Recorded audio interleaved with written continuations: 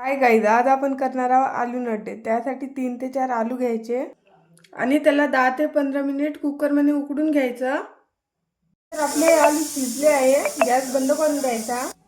त्यानंतर त्याला थोडा वेळ थंड होऊ द्यायचं, नंतर छिलके काढून घ्यायचे। आलूचे छिलके काढल्यावर त्याला मॅश करून घ्यायचं। त्यानंतर आपले आलू मॅश झाले आहे। त्यानंतर 2 ते 3 मिरची घ्यायची, मिरची कटरमध्ये बारीक करून घ्यायची। त्यानंतर अर्धा चमच हळद टाकायची। त्यानंतर अर्धा चमच तिखट टाकायचं, 1 चमच मीठ टाकायचं।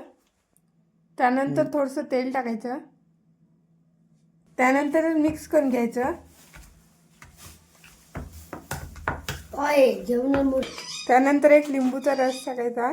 त्यानंतर 1 कांदा आणि 1 टमाटर कापून घ्यायचं, ते टाकायचं। त्यानंतर त्याला मिक्स करून घ्यायचं। त्यानंतर हे आपली चटणी तयार आहे। त्यानंतर सांबार टाकायचा। नड्डे तळण्यासाठी तेल गरम व्हायला ठेवायचं। त्यानंतर नड्डे टाकायचे तेल गरम झाल्यावर। त्यानंतर हे आपले आलू फिंगर्स खाण्यासाठी तयार आहे।